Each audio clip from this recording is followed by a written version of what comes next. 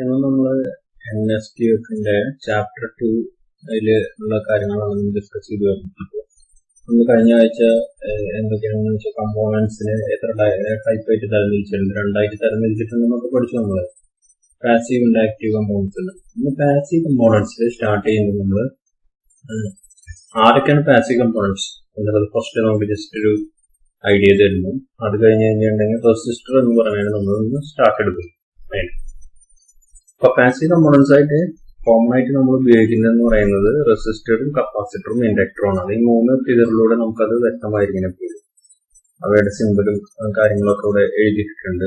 Passive components ആണ് ഈ മൂന്ന് ആൾക്കാരായിട്ട് വരുന്നത്. പിന്നെ നമ്മൾ റെസിസ്റ്റർ എന്നുള്ള ഒരു കമ്പോണന്റ്, അതിനെ കുറിച്ചാണ് പിന്നെ അടുത്ത നമ്മളുടെ എക്സ്പ്ലനേഷനും കാര്യങ്ങളൊക്കെ വരേണ്ടത്. അപ്പൊ റെസിസ്റ്റർ എന്ന് പറഞ്ഞാൽ എന്താണ് എന്ന് വായിച്ചു കഴിഞ്ഞാൽ റെസിസ്റ്റൻസ്, വാട്ട് ഈസ് റെസിസ്റ്റൻസ് എന്നുള്ളത് നമ്മൾ ഏറ്റവും ആദ്യം അറിഞ്ഞിരിക്കണം. റെസിസ്റ്റൻസ് എന്ന് പറഞ്ഞാൽ നിങ്ങൾക്ക് എല്ലാവർക്കും അറിയുന്നത് പോലെ തന്നെ it is a measure of the opposition to current flow. Current ഫ്ലോയ്ക്കുള്ള നമ്മളുടെ എതിർപ്പാണ് നമ്മൾ റെസിസ്റ്റൻസ് എന്ന് പറഞ്ഞിട്ട് എടുക്കുന്നത്. ആ റെസിസ്റ്റൻസ് കാണിക്കുന്ന, ആ പ്രോപ്പർട്ടി കാണിക്കുന്ന ഡിവൈസ് ഏതാണോ അതാണ് റെസിസ്റ്റർ, അല്ലെങ്കിൽ കമ്പോണന്റ് ഏതാണോ അതാണ് റെസിസ്റ്റർ എന്നുള്ളത് ഉദ്ദേശിക്കുന്നത്. ഇനി റെസിസ്റ്റൻസ് അളക്കുന്നത് നമ്മളെപ്പോഴും ഓംസ് എന്നുള്ള യൂണിറ്റിലാണ്. ഇത് ഓംസ് എന്നുള്ളത് ഒരു ഗ്രീക്ക് ലെറ്റർ ആണ്. ഒമേഗ എന്നുള്ള ലെറ്റർ ആണ് അതിനെ നമ്മൾ സിമ്പിളായിട്ട് ഉപയോഗിക്കുന്നത്. ഓംസ് എന്ന് പറയുന്നത് പേര് കൊടുക്കാൻ കാരണം ജോർജ് സൈമൺ ഓം എന്നുള്ള ഒരു ഫിസിക്സ് സയന്റിസ്റ്റ് ആണ് ഇതിന്റെ റിലേഷനും കാര്യങ്ങളൊക്കെ കണ്ടുപിടിച്ചത്, ഓംസ് ലോ ഒക്കെ കണ്ടുപിടിച്ചിട്ടുള്ളത്. അപ്പൊ അദ്ദേഹത്തിന്റെ ബഹുമാനാർത്ഥാണ് നമ്മൾ ഓംസ് എന്നുള്ള യൂണിറ്റ് റെസിസ്റ്റൻസിന് നമ്മൾ കൊടുത്തത്. അദ്ദേഹം 1884 ഇടയിലാണ് ജീവിച്ചിരുന്നത്. അപ്പൊ ഓംസ് ലോയും കണ്ടുപിടിച്ചിട്ടുള്ളത് അദ്ദേഹം തന്നെയാണ്. അപ്പോ അദ്ദേഹത്തിന്റെ ബഹുമാനാർത്ഥാണ് നമ്മൾ ഈ റെസിസ്റ്റൻസിന്റെ യൂണിറ്റ് ഓംസ് എന്നുള്ളത് കൊടുത്തിട്ടുള്ളത്. ഇനി റെസിസ്റ്റർ എന്നുള്ളത് ഒരു പാസീവ് കമ്പോണന്റ് ആണ് എന്നുള്ളത് നമ്മൾ പഠിച്ചു കഴിഞ്ഞു.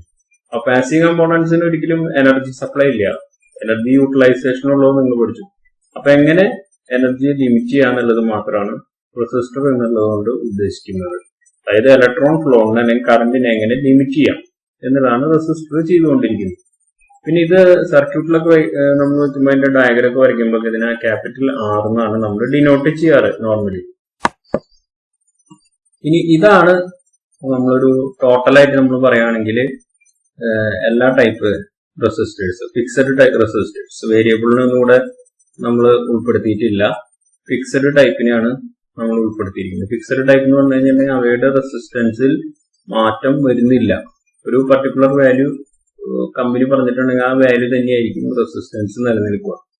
അപ്പൊ അങ്ങനെ ഫിക്സഡ് ടൈപ്പ് റെസിസ്റ്റേഴ്സ് രണ്ട് ടൈപ്പിലോട്ട് ക്ലാസിഫൈ ചെയ്തിരിക്കുന്നു, ലീനിയർ, നോൺ ലീനിയർ എന്ന് പറഞ്ഞിട്ട്. അപ്പോ അതിൽ തന്നെ നമ്മളിപ്പോ ക്ലാസിഫൈ ചെയ്തിട്ടുള്ളതിൽ നോൺ ലീനിയർ ടൈപ്പിനെ വീണ്ടും നമ്മൾ ഒരു 3-4 കഷ്ണമായിട്ട് വീണ്ടും തിരിച്ചിരിക്കുന്നു. തെർമിസ്റ്റർ, LDR, വേരിസ്റ്റർ, അതുപോലെ SMD റെസിസ്റ്റേഴ്സ് എന്ന് പറഞ്ഞിട്ട്.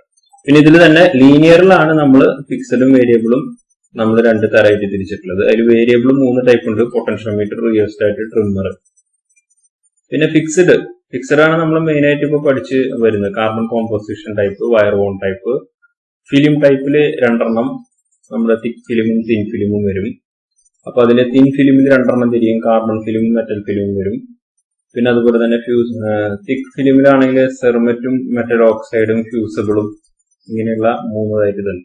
ഇത് എന്ന് പറയുന്നത് കാണിക്കുന്നത് ഒരു ഫുള്ള് റെസിസ്റ്ററിന്റെ ക്ലാസിഫിക്കേഷനാണ്.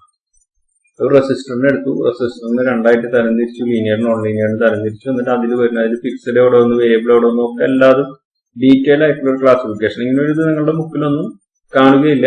ഇതിനു വേണ്ടി മാത്രം, സ്റ്റഡിക്ക് വേണ്ടി മാത്രം ഞാൻ നിങ്ങൾക്ക് ഒരു പർപ്പസിന് വേണ്ടി പറഞ്ഞു തന്നതാണ്. ഇതിൽ നമുക്ക് പഠിക്കേണ്ടി വരെ fixed type, carbon composition, wire wound type, carbon film, metal film, അങ്ങനെ കുറച്ച് കാര്യങ്ങൾ മാത്രമേ നമ്മൾ പഠിക്കുന്നുള്ളൂ. പിന്നെ പൊട്ടൻഷ്യോമീറ്റേഴ്സ്, അങ്ങനെയുള്ള കുറച്ച് ആൾക്കാർ മാത്രം നമ്മൾ പഠിക്കുന്നേ ഉള്ളൂ.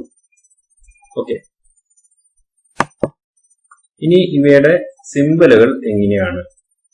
പഴയ സിമ്പിളുകൾ ഇട്ടിട്ടുണ്ട്. പിന്നെ അതുപോലെ ഇപ്പുറത്തെ സൈഡിലാണെന്ന് വെച്ചിട്ടുണ്ടെങ്കിൽ നമ്മൾ സർക്യൂട്ട് സിമ്പിൾസ് വേറെ സ്റ്റാൻഡേർഡ് അനുസരിച്ചുള്ള സിമ്പിളുകളും ഇട്ടിട്ടുണ്ട്. ഇപ്പൊ ഫിക്സഡ് റെസിസ്റ്റർ ആണെന്ന് വെച്ചിട്ടുണ്ടെങ്കിൽ അത് എങ്ങനെ സിമ്പിൾ കാണിച്ചിരിക്കുന്നു. അതുപോലെ വേരിയബിൾ ആണെങ്കിൽ റിയോസ്റ്റാർട്ട് ആണെങ്കിൽ ഇങ്ങനെ ഒരു ഏറോ മാർക്ക് അതിനെ കട്ട് ചെയ്ത് പോകണം.